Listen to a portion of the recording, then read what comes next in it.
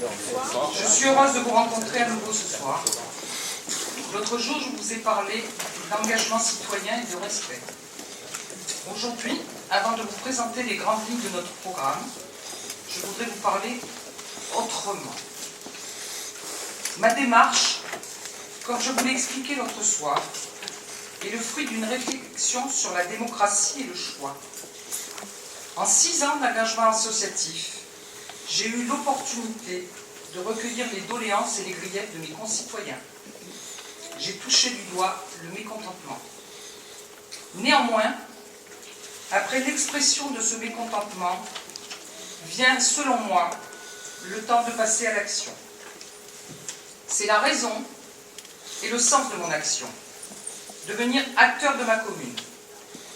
C'est également ce que je propose aux Grimaudoises et aux Grimaudois, qui réitèrent pourtant, paradoxalement, le même choix depuis des années, et ce, en dépit de leurs insatisfactions. Après plus de 20 ans d'une action municipale uniforme et monotone, il est temps d'opérer un changement. L'alternance est la respiration d'une démocratie. À Grimaud, c'est une nouvelle ambition pour notre village, face à un exercice du pouvoir qui s'essouffle. Je représente cette alternance. Je suis ce changement. J'apporte cette énergie nouvelle. C'est pourquoi, le 15 mars, vous avez la possibilité de changer en votant Grimaud autrement. Voici ce que nous vous proposons.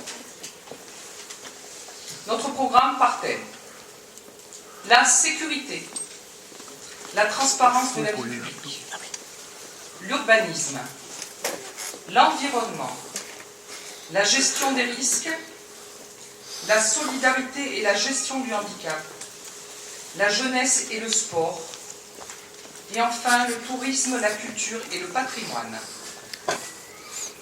Pour la sécurité, j'appelle Jean-Jacques Muller, qui fut gendarme à Grimaud et qui est gendarme en retraite.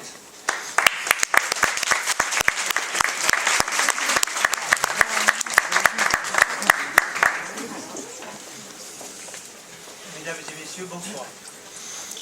La sécurité. Derrière.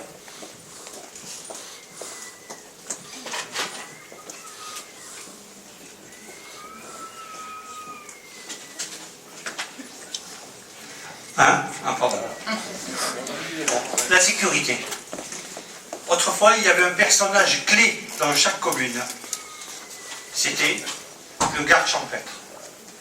Il sillonnait en permanence les quartiers, les écarts, où il portait la parole des élus et où il recueillait les informations de tous les habitants. Il connaissait parfaitement la population, il connaissait parfaitement les lieux, il connaissait parfaitement les problèmes des gens. Voilà le modèle de proximité auquel nous voulons aboutir. Dans ce but, il est nécessaire de renforcer les effectifs humains de la police municipale. Actuellement, ils sont 8 agents. Nous voulons les porter à 10. Et dans un souci d'efficacité, il est important que les relations police municipale, gendarmerie soient développées et deviennent étroites, régulières et de confiance. En effet, chacun sait que la gendarmerie intervient dans le canton, c'est-à-dire 4 communes, et bien souvent, en cas de problème, ce sont les policiers municipaux qui interviennent et qui sont les premiers intervenants avec les problèmes que ça produit. Concernant la proximité, nous allons créer un réseau de référents de sécurité qui seront des volontaires situés dans chaque quartier de la commune et qui seront contactés régulièrement par les patrouilles. Le but de ce réseau est de collecter des informations dans le but de les localiser, de les identifier, en vue de connaître les problèmes de nuisance, les problèmes de délinquance, les problèmes de personnes, mauvais traitement aux femmes et incivilité. Le but, c'est apporter une réponse rapide à ce problème en saisissant immédiatement le service concerné.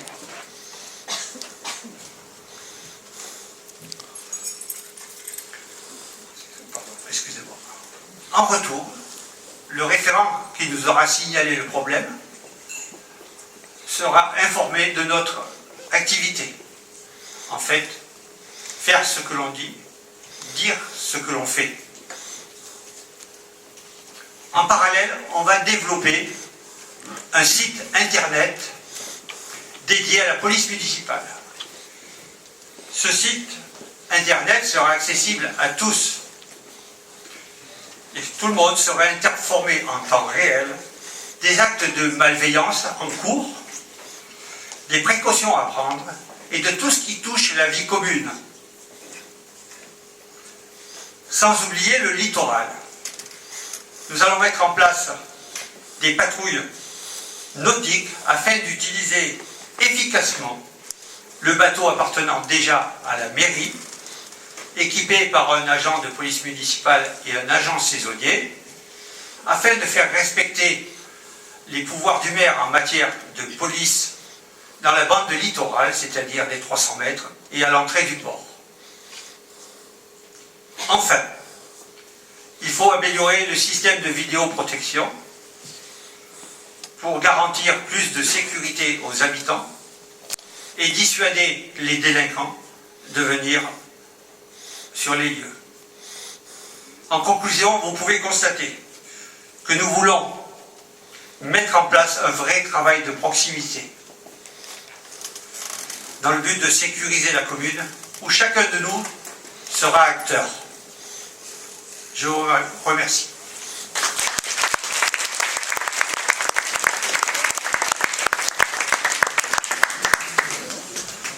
Pour la transparence de la vie publique, j'appelle Frédéric Marie, ancien chef d'entreprise et contrôleur de gestion.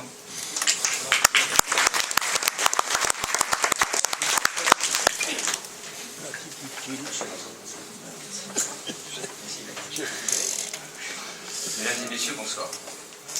Aujourd'hui, il existe une véritable défiance des Français vis-à-vis du monde politique. On le voit au quotidien.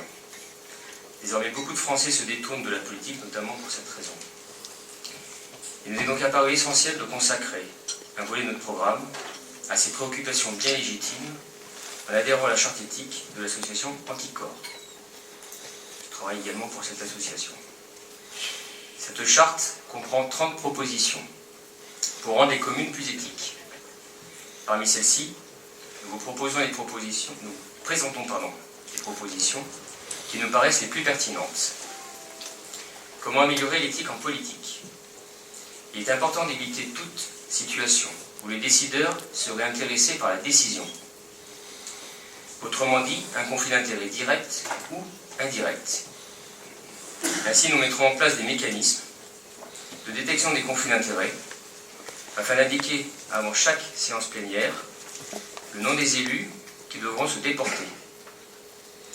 Comment améliorer la transparence de l'action publique? Nous proposons de mettre en ligne tous les documents communicables les plus importants. Ces documents ne se limitent pas à la communication des comptes rendus des séances plénières. Il est nécessaire de rajouter les rapports des concessionnaires, les rapports sur les prix et les qualités de service, tout ce qui est également rapport au niveau de la Chambre régionale des comptes, ses observations, etc. Afin de lutter contre la corruption, nous proposons de suspendre de ses fonctions exécutives tout élu mis en examen pour atteinte à la probité.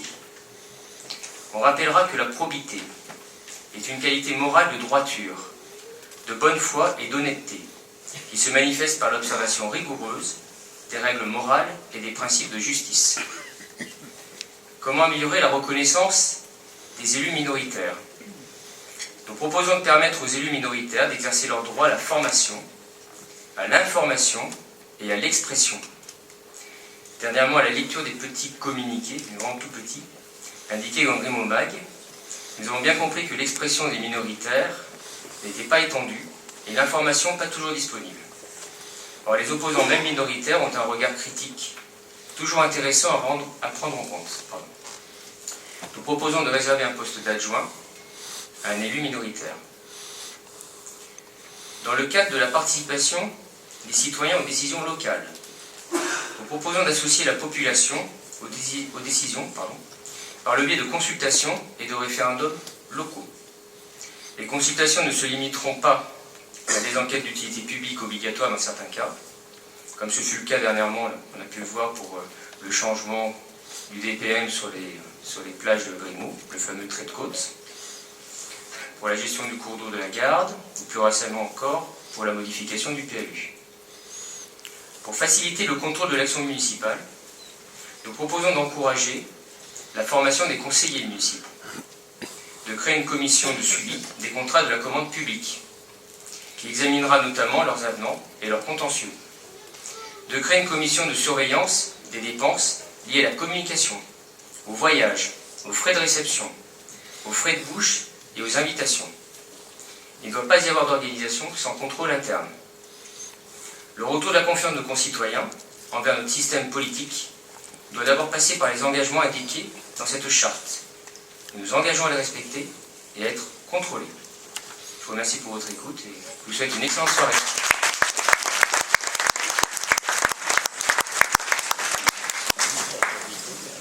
L'urbanisme.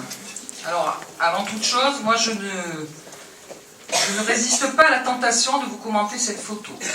Cette photo, vous y voyez sur votre droite deux magnifiques citernes d'un dépôt d'hydrocarbures. C'est une entreprise fort honorable qui a fait le choix il y a 30 ans de venir s'installer au milieu des vignes pour ne pas se gêner et pour ne pas y être gêné. On peut voir aujourd'hui de magnifiques petites maisonnettes qui se trouvent à une distance tout à fait peu raisonnable, à mon sens. Est-ce que c'est sanitairement cohérent? Je ne sais pas. Est-ce que c'est au niveau environnement pertinent? Je vous en laisse juge. Alors au niveau de l'urbanisme, actuellement nous avons un PLU qui a été récemment modifié, qui date de 2019.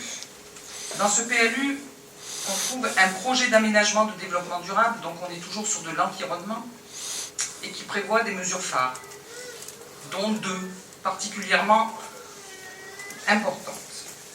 Maîtriser l'urbanisation en la privilégiant autour des hameaux et de l'existant bâti. Mettre en cohérence le zonage avec la réalité de l'occupation des sols. Alors le zonage, c'est blanc, bleu, rouge, en fonction de la hauteur d'eau qu'on peut avoir. Actuellement, ce n'est absolument pas appliqué. Nous proposons la maîtrise de l'urbanisation avec la réhabilitation et la protection de l'existant. Il ne s'agit pas de bâtir moins, il s'agit de bâtir mieux.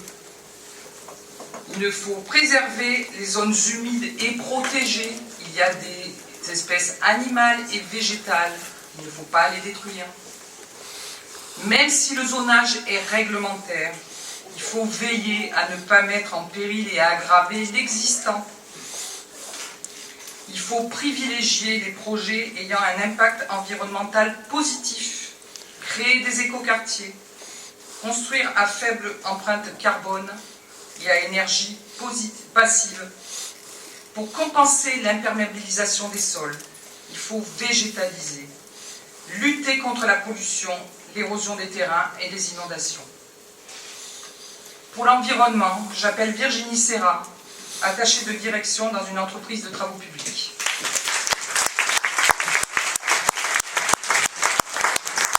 Mesdames et messieurs, bonsoir. Donc, je vais vous parler d'environnement. Donc, il y a beaucoup à faire en la matière, mais on m'a dit qu'il fallait faire court. Donc on va essayer d'aller à l'essentiel. Pour commencer, c'est un sujet qui est très lié, donc, comme on vient de le voir, à l'urbanisme, puisqu'on sait que l'urbanisation peut avoir des conséquences au quotidien assez dramatiques. Et comme nous l'a indiqué Yvette, la végétation est très importante aujourd'hui, puisqu'on sait qu'elle a des fonctions écologiques et climatiques. Par conséquent, nous allons préserver et végétaliser.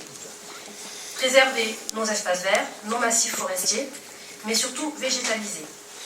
On va développer la végétalisation de la commune, alors que ce soit sur les aires de stationnement, les abords de route, les accotements, et par la création d'un parc arboré qui pourrait être à la destination des familles.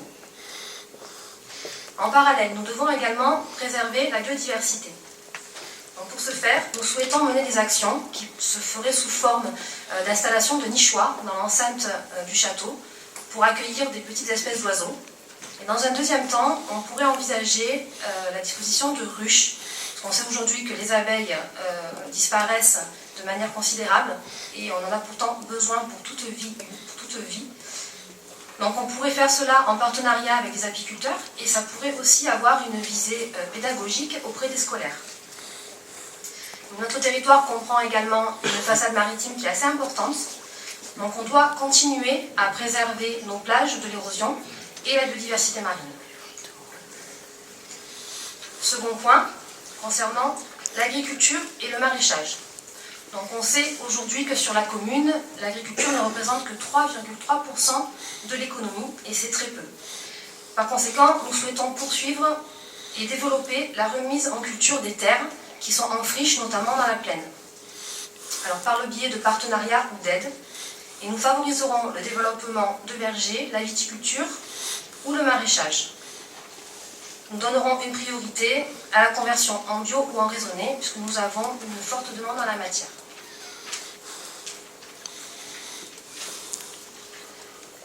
Troisième point, nous allons tendre vers l'autosuffisance électrique. Nos infrastructures communales sont plus ou moins récentes, mais nous souhaitons surtout nous consacrer à les améliorer, en maîtrisant les ressources énergétiques et en se tournant vers les énergies renouvelables. Nous aménagerons progressivement les bâtiments communaux vers une autosuffisance électrique. Nous aménagerons également les réseaux routiers, les accotements, ainsi que les zones fréquentées par des éclairages publics écologiques à l'aide solaire, et on pourrait même envisager la détection de mouvements qui se déclencheraient à la demande. Et nous étudierons aussi la possibilité d'aménagement d'un parc de production locale d'énergie qui permettrait l'alimentation de certains quartiers ou de certaines zones. Développer l'écomobilité. On sait que 17% des Grimaudois n'ont pas de moyens de locomotion ou se déplacent à pied. Donc, nous constatons aussi un isolement géographique des hameaux. Il est donc important aujourd'hui de créer et de favoriser des modes de déplacement alternatifs. Donc, nous mettrons en place une liaison minibus ou navette entre la terre et la mer et qui pourrait aussi servir pour les manifestations, pour désengorger le centre du village et éviter l'afflux de véhicules. Et nous voulons mettre aussi en place un système d'autopartage qui consiste à la mise à disposition d'un véhicule électrique qui serait en disposition en libre service et qui fonctionnerait avec différents points de charge et de retrait sur la commune. Sur le même principe, nous voulons développer Vélib sur la piste cyclable. Alors c'est peut-être un partenariat à trouver avec les campings qui bordent la piste cyclable tout le long de la commune, mais aussi nous souhaiterions le développer avec la Comcom pour que ça soit mis en place sur tout le pourtour du Golfe, entre Sainte-Maxime et Saint-Tropez, puisque ça peut se faire tout le long. Et ça serait dommage de ne pas en profiter. Et dans un deuxième temps, nous souhaiterions appuyer auprès du département l'extension de la piste cyclable afin qu'elle vienne jusqu'au village. Et donc par la suite, on pourrait aussi développer le Vélib jusqu'au village. Et pour aller plus loin, nous privilégierons l'électrique et l'hybride lorsque le renouvellement du parc automobile communal se présentera. Et nous développerons également les stations de charge de véhicules électriques sur la commune, puisqu'aujourd'hui il y a une forte demande et c'est en plein développement. Et dernier point, responsabiliser. Parce que l'environnement, nous sommes tous concernés. Aujourd'hui, il y a une véritable prise de conscience, mais on peut être acteur au quotidien. Donc nous allons développer les poubelles de tri dans les zones fréquentées, le village et les plages notamment. Et nous allons continuer à promouvoir les actions de la Comcom. Je ne sais pas si vous connaissez, mais aujourd'hui, la Comcom met à disposition des composteurs et des poulaillers pour la réduction des déchets. Donc c'est une opération qui est très utile, puisque vous pouvez joindre l'utile à l'agréable, en prenant des poulaillers notamment. Donc vous pouvez réduire vos déchets, et puis en plus vous profitez de frais tous les jours. Et parce qu'on sait que les mégots sont les plus gros pollueurs des océans, nous allons prolonger l'action Ici commence la mer, en équipant les bouches d'égout de filtres à mégots pour les retenir. Et en labellisant nos plages publiques sans tabac.